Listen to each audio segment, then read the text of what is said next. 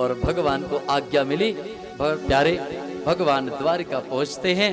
महाराज इधर राजगद्दी पर कुछ दिन तक युधिष्ठिर ने राज्य का कार्यभार संभाला। महाराज इसमें ही बहुत दिन तक समाचार नहीं आया। अर्जुन को भेजा।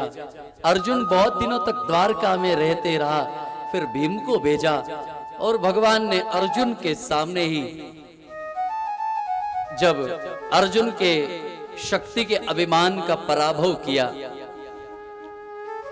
गोपियां ब्रज की द्वारका आई थी और उनको वापस सुरक्षित पहुंचाने का कार्यभार अर्जुन को सौंपा, क्योंकि अर्जुन को अभिमान था अपनी शक्ति का। और भगवान ने यह भी समाचार अर्जुन को दिया कि अब मेरे लीला समाप्त करने का अवसर आ गया है, इसलिए अब मैं लीला को पूर्ण करूंगा। प्यारे, गोपियों की सुरक्षा का भाव लेकर अर्जुन चौकन्ना होकर गोपियों के साथ चल पड़ा। रास्ते में भगवान भील की रात बनकर स्वयं गोपियों के आभूषणों को लूट लेते। महाराज द्वारका से चली गोपियां वृंदावन। अर्जुन सुरक्षा के लिए चल पड़ा, क्योंकि अर्जुन ने द्वारका में जिस समय गया था उस समय रुक्मिणी जी को अभिमानवश बहुत अपनी तारीफ सुनाई। अपना मुंह मियां मिट्ठू बनता रहा। भाभी ऐसा है वैसा है, भाभी मेरे इतनी शक्ति, मेरे धनुष में बहुत ताकत है, मेरे बाणों में बहुत ताकत है, मेरी भुजाओं में बहुत ताकत है। भगवान ने कहा कि मुझे जो चीज प्रिय नहीं है वो तेरे अंदर आ गई है। सूत जी से सौनक जी पूछते हैं कि प्रभु भगवान को क्या प्रिय नहीं है? बोले भगवान को सबसे पहले झूठ प्रिय नहीं है। बोलो राधे राधे। रामायण में गोस्वामी जी ने लिखा है, जरा ध्यान से समझिएगा,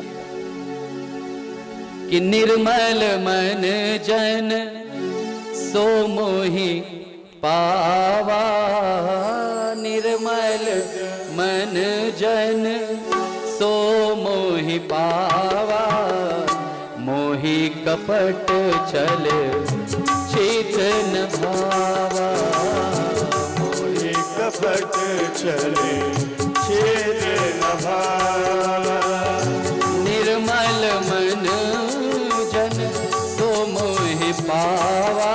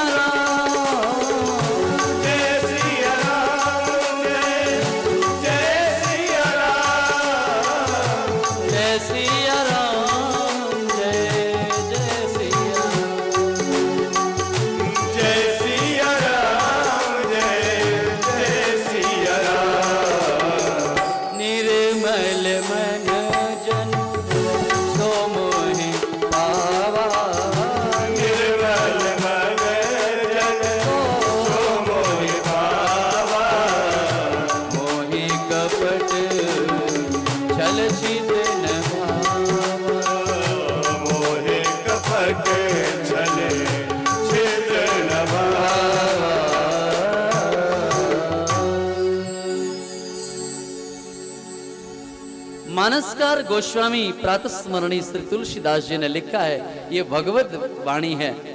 भगवान कहते हैं कि मुझको कपट छल छिद्र, किसी की निंदा, कपट पाखंड झूठ, ये अच्छा नहीं लगता। और आज अर्जुन अभिमान के कारण बोलता है युद्ध मैंने जीता है, मेरे अंदर बड़ी शक्ति है। भगवान कहते ठीक है, तेरे अंदर बहुत शक्ति है, तो भाई ये गोपियां वृंदावन से मुझसे मिलने आई थी, आप एक काम करो, इन्हें सुरक्षित वृंदावन पहुंचा दो बेटा। हाँ, इसमें क्या बात है, मेरे गांडियों में बड़ी शक्ति। आज भगवान कहते हैं तेरे को अभी पता चल जाएगा कि तेरे अंदर कितनी शक्ति है। सुरक्षा की जिम्मेदारी देकर भेजा और रास्ते में भील की रात बनकर के भगवान ने ही गोपियों को लूट लिया। बोलो जय श्री कृष्ण। भील की रात बनकर के गोपियों के गहनों को लूट लिया। गोपियों ने अर्जुन से कहा कि हे अर्जुन, तूने तो द्वारकाधीश को वचन दिया था कि तू मेरी रक्षा करेगा, पर ये क्या? ये तो मेरे आभूषणों को लुटेरों ने लूटा, मेरे शरीर का स्पर्श किया, मैं अब कन्हैया के योग्य नहीं रह गई। इसलिए गोपियों ने महाराज, वहीं एक सरोवर है, जिस सरोवर में गोपियां समाहित हो गईं, जैसे सीता धरती में समाहित हुई थी, वैसे ही ब्रज की गोपियां द्वारका क्षेत्र में तीर्थ में समाहित हो गईं, सरोवर में कुंड में समाहित हो गईं।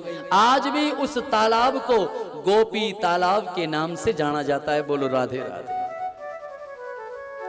कभी द्वारकापुरी का दर्शन करिएगा तो वहां उस तालाब की मिट्टी को माथे से जरूर लगाइएगा, भक्ति बढ़ जाया करती है। तो महाराज अर्जुन सिर लटका करके लौट करके हस्तिनापुर के रास्ते पे आ रहा है। इधर भीम को युधिष्ठिर ने भेजा, जाओ देखो अर्जुन क्यों नहीं लौटा। और जब रास्ते में भीम से अर्जुन की मुलाकात हुई तो भीम ने बहुत पूछा, क्या हुआ, आपने ऐसा सिर क्यों झुका रखा है, किसने अपमानित किया, क्या हो गया है आपको, आपकी वीरता का खंडन हो गया है क्या, आपके चेहरे की कांति ऐसे समाप्त क्यों हो गई? बोले रास्ते में कुछ नहीं बताना, चलो ये घर चलिए। और युधिष्ठिर के पास आकर के महाराज जब अर्जुन ने ये सारी बात बताई कि हम लोग भगवान के प्रेम से अब वंचित रह गए, अब हम सबको भगवान का प्रेम प्राप्त नहीं होगा, तो युधिष्ठिर ने पूछा क्यों? तो बताया कि भगवान ने लीला संवरण कर लिया है, भगवान ने धराधाम को छोड़कर अपने निज धाम वैकुंठ की यात्रा कर ली है, पृथ्वी को छोड़ दिया है। तो युधिष्ठिर ने सोचा कि जिस पृथ्वी मंडल पर, जिस वसुधा पर भगवान नहीं, उस वसुधा का उपयोग मेरे लायक नहीं बचा, क्योंकि जहां परमात्मा नहीं है वहां भक्त का क्या काम है। प्यारे जरा ध्यान देना, सच्चे समर्पित भक्त का यही लक्षण होता है। भगवान नहीं है, इसलिए भगवान जब धरा को छोड़कर चले गए तो मैं भी धरा को त्याग कर दूं, ऐसा सोचकर युधिष्ठिर आदि सबों ने पृथ्वी को छोड़कर हिमालय की यात्रा किया। और मंत्रियों के सहारे पर अर्जुन के पौत्र परीक्षित को, जो अभिमन्यु का पुत्र है, उसको बड़े होने के लिए छोड़ा और पांचों भाई हिमालय की यात्रा कर गए। और जिस समय हिमालय की यात्रा में वो बद्रिकाश्रम के ऊपर पास होते हुए, और जब माना गांव जहां व्यास जी की गुफा है, कभी आप बद्रीनाथ गए हो तो माना गांव जरूर गए होंगे जहां व्यास जी की गुफा है। महाराज उस माना गांव में के पास में सरस्वती जी का सुंदर उद्गम है, और उस सुंदर उद्गम के तट पर जब पहुंचे तो मां सरस्वती ने मार्ग नहीं दिया, बोले तुमने बहुत खून बहाए, मैं तुम्हें अपने ऊपर से जाने नहीं दूंगी। तो उस समय बहुत प्रार्थना किया सरस्वती मैया की, तो भगवान श्री कृष्ण प्रकट हुए, सरस्वती मां को समझाया, और सरस्वती मैया ने उस समय भीम को एक सजेशन दिया कि एक पत्थर उठाओ, और वो पत्थर उठा करके आप मेरे ऊपर रख दो और आप ऊपर से निकल जाओ। प्यारे भीम ने एक पत्थर उठाया, सरस्वती के दोनों तटों पर एक ही पत्थर रख दिया। आज कभी आप जाना तो वहां वो पत्थर आज भी रखा है। उसी पत्थर पर आज साधु प्रज्ञ लोग यात्रा करके सतोपंथ की यात्रा करते हैं, सतोपंथ की यात्रा करके वो हिमालय में गलते हैं। तो जो पत्थर रखा गया वो भीम पुल कहलाता है। तो प्यारे इस प्रकार सारे पांडव हिमालय में चले गए।